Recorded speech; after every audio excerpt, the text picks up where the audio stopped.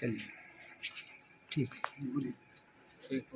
बिहार प्रदेश Bharatiya Janata party के प्रदेश अध्यक्ष doctor Mishra Bihar के समस्त कार्यकर्ताओं को आदेश हुआ है कि हम लोग इस स्थापना दिवस को साप्ताहिक पखवाड़ा के रूप में मनाएंगे और उसी पखवाड़े के कार्यक्रम के तहत कई कार्यक्रम हैं और उस एक कार्यक्रम में हमारा गांव चलो अभियान भी है कि हम गांव-गांव जाएंगे, लोगों को केंद्र सरकार की उपलब्धियों के विषय में बताएंगे, मोदी जी का नमस्कार कहेंगे, मोदी जी के विचारों को लेकर लोगों तक पहुंचाएंगे। इसी बातों को लेकर आज हम लोग यहाँ उपस्थित हुए थे। ऐसा तो नहीं कि 2025 का विधानसभा नजदीक है, चुनाव उसको लेकर के जो है देखिए, भारतीय जनता पार्टी लगातार कार्य करते रहती है। चुनाव तो आते हैं जाते हैं, लेकिन भारतीय जनता पार्टी लगातार राष्ट्र के प्रति समर्पित होकर राष्ट्र के उत्थान के लिए कार्य करती रहती है। इसलिए चुनाव का इन तरह के कार्यक्रमों से कोई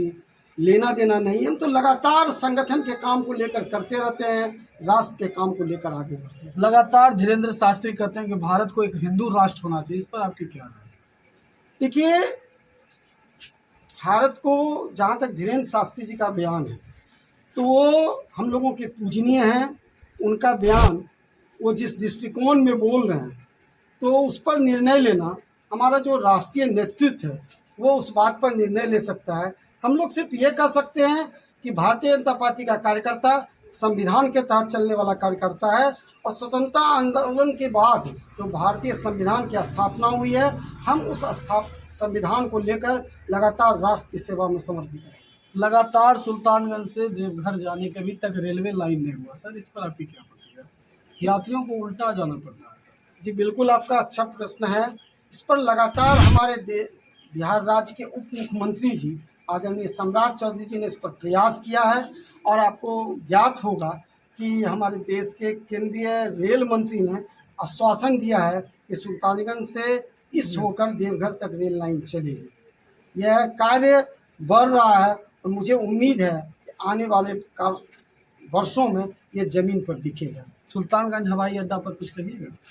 ये हम लोगों के लिए सौभाग्य का विषय है और मैं अपने आदरणीय नेता उप मुख्यमंत्री सम्राट जी के प्रति, तारापुर के समस्त जनता के प्रति की ओर से आभार व्यक्त करता हूं कि उन्होंने एक बड़ा अवसर तारापुर सुल्तानगंज ही नहीं, इस क्रम में 5-6 जिले जो हैं, भागलपुर जिला, मुंगेर जिला, जमुई जिला, खगड़िया जिला, बांका जिला, ये जो 5-7 जिले हैं, शेखपुरा जिला, वो एक हवाई राजमार्ग से दिया और इस हवाई अड्डे से बनने से सुल्तानगंज विश्व के पटल पे तो था ही और वो अच्छे ढंग से विश्व के पटल पर प्रदर्शित हुआ। रोजगार का क्या साधन है? बहुत से लोग को, बेरोजगार लोगों को दिल्ली जाना पड़ता है, मजदूर लोगों को भी काम। देखिए, देश, बिहार सरकार और भारत की सरकार लगातार रोजगार के लिए काम कर रही है।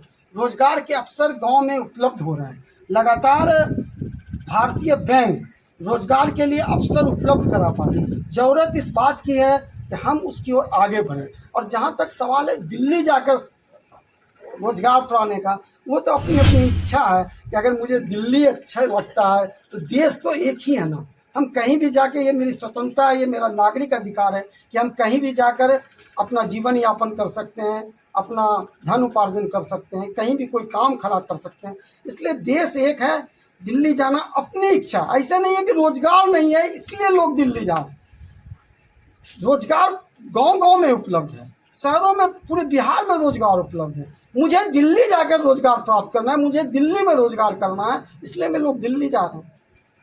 तो देखिए, हमारे सामने बीजेपी के पदाधिकारी हैं, किस प्रकार से इन्होंने बताया था कि वक्फ बोर्ड जो है किस प्रकार से फायदाकारी है, किस प्रकार से जो है माला माल हो रहे थे अमीर आदमी या गरीब लोगों को सुविधा नहीं मिल पा रहा था, जिसको लाभ मिलना चाहिए उसके लिए सरकार काम किया है। हर संभव मदद करने का जो है काम हुआ है।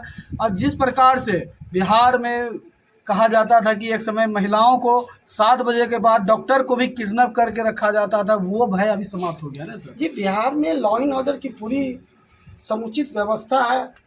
वो जो जंगल राज था आज समाप्त हो चुका है। आज इन सब बातों का बिहार में कोई महत्व ही नहीं। आज तो हमारी जो मातृ शक्ति है, महिलाएं 7 बजे कौन पूछता है, 10 बजे 11 बजे रात को शहरों में घूमती हैं, मार्केटिंग करती है। आज तारापुर से लोग बाइक चलाकर हमारी बच्चियां, हमारी बहनें बाइक चलाकर दूसरे स्थान पर आती हैं, स्कूटी चलाकर आती हैं। अकेले तृतीया बम्बर की हमारी बहनें, हमारी बेटियां, हमारी मातृशक्ति वो आराम से लंबे दूर शिक्षण यापन के लिए जाती हैं, साइकिल चला के जाती है। बिहार की सरकार ने तो महिलाओं को सबल करने के लिए लगातार काम किए। साइकिल प्रोत्साहन योजना से लेकर लगातार कई काम किए गए, जो कि बिहार ने महिला शक्ति के रूप में अपने आप को स्थापित किया। आज भी महिला जितनी भी सरकारी नौकरियां, अभी आप पुलिस भर्ती में देखिए, सारी सरकारी नौकरियों में बड़ा आरक्षण अपनी मातृशक्ति को दिया जा रहा है। और लगातार बिहार के सरकार महिलाओं को आगे बढ़ाने के लिए कार्य कर रही है। आपके द्वारा सर कहा जा रहा था कि राशन मिलता है, राशन बिल्कुल मिलता है, लेकिन कभी कभी हमने देखा है कि राशन जो मिलता है अरवा चावल उसमें पूरा खाया हुआ मिलता है। इस पर गरीब लोग क्या खाएगा, जानवर भी उसको पसंद नहीं करता है। ऐसी जानकारी नहीं। अगर मैं आपसे आग्रह करूंगा कि अगर ऐसी कोई बातें कहीं होती है तो निश्चित रूप से ये जानकारी आप हमारे वरिष्ठ कार्यकर्ताओं को उपलब्ध कराएं, हम लोगों तक पहुंचाएं। निश्चित रूप से जो खाने योग्य अनाज नहीं है वो आम लोगों को नहीं दिया जाएगा, क्योंकि भारत सरकार इस मामले में पूरी सजग है, बिहार सरकार पूरी सजग है। और हम अच्छा अनाज भारत सरकार और बिहार सरकार लोगों को उपलब्ध करा रही है। अगर कहीं भी ऐसी त्रुटि है तो निश्चित रूप से उसमें तुरंत सुधार किया जाएगा। तो देखिए किस प्रकार से हमारा देश सनातनी है, यहाँ महिलाओं को सम्मान दिया जाता है, सांस्कृतिक देश है। आज खुलेआम इनकी जो एनडीए संगठन है, किस प्रकार से बिहार में खुलेआम महिलाएं घूम रही है और ये जन जन तक जो है एनडीए बीजेपी का झंडा लहराने का काम कर रहे हैं, एनडीए संगठन को मजबूत करने का काम कर रहे हैं। कि जिस प्रकार से बिहार में विकास हुआ है, हर जगह छोटा रोड था, आज देखिएगा लंबा रोड हुआ है, उसमें काबिले तारीफ है सरकार की। और हर जगह जहां तक विकास की रफ्तार बढ़ी ही बढ़ी है।